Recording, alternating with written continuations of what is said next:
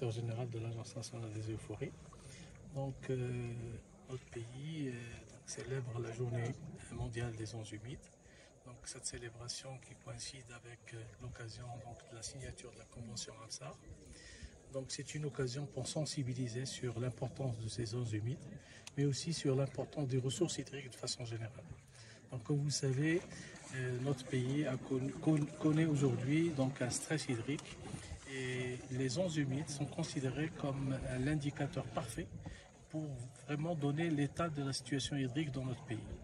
Et comme elle a été annoncée dans les orientations de Sa Majesté le Roi, que Dieu l'assiste, par rapport à la problématique de l'eau, donc il est important de sensibiliser tous les acteurs et tous les citoyens et citoyennes de l'importance des ressources en eau et donc d'assurer une gestion durable de ces ressources pour vraiment les générations à venir.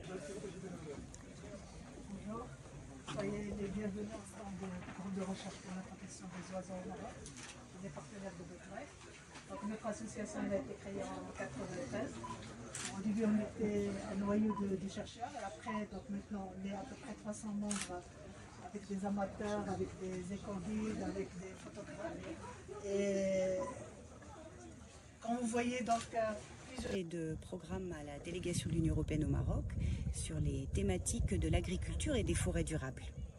L'Union européenne soutient la politique forestière au Maroc depuis de longues années. En fait, c'est un partenaire d'importance en appui à ce secteur depuis 2011, en soutien à divers plans et aujourd'hui en soutien inconditionnel à la politique forêt du Maroc 2020-2030.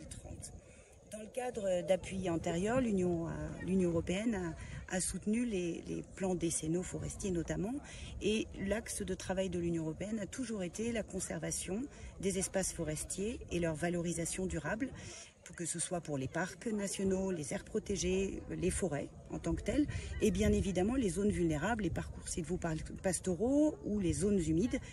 Le cadre de notre rencontre aujourd'hui dans ce magnifique lac de Sidi Aguelmam.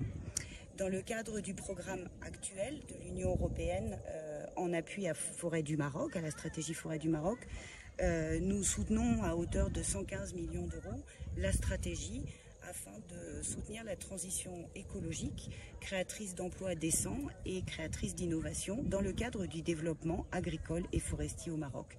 Et notre appui se poursuivra en appui au secteur forestier. Merci.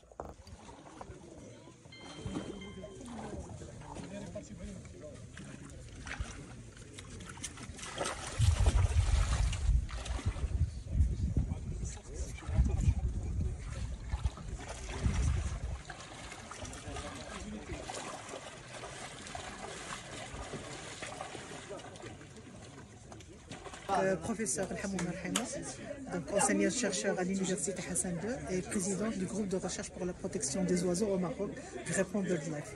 Donc on est ici le 1er février 2024 à l'occasion de la célébration de la Journée mondiale des zones humides. On est à Aguelmam Sidi Ali, un site de grande renommée classé Ramsar depuis 2005. Et pour célébrer cette journée-là, malheureusement c'est une année qui est exceptionnelle. Beaucoup de lacs de moyenne Atlas sont à sec et ça nous fait mal au cœur. Ces zones humides, comme on connaît tous, ils ont un rôle très important. Ils rendent des services écologiques et socio-économiques très importants. Mais avec cette sécheresse qu'on connaît le Maroc et avec ce stress hydrique, donc on voit de moins en moins ces zones humides répondre à leur rôle et à leur fonction. Un appel aux décideurs et à la société civile. Donc il faut encore faire plus d'efforts pour pouvoir sauvegarder ces zones humides et il ne faut pas que toute la communication autour de cette situation de stress hydrique va que vers la ressource en eau, mais aussi il y a une biodiversité. Ces zones humides, ils resserrent une biodiversité qu'il faut aussi protéger. Qu'en est-il de la situation des oiseaux d'eau suivant les dernières observations? On vient de terminer le recensement hivernal qu'on fait chaque année depuis 1993, depuis que notre association a été créée. Et sur les principaux sites, et surtout les sites lagunaires et les sites côtières, Donc on n'a pas senti de différence.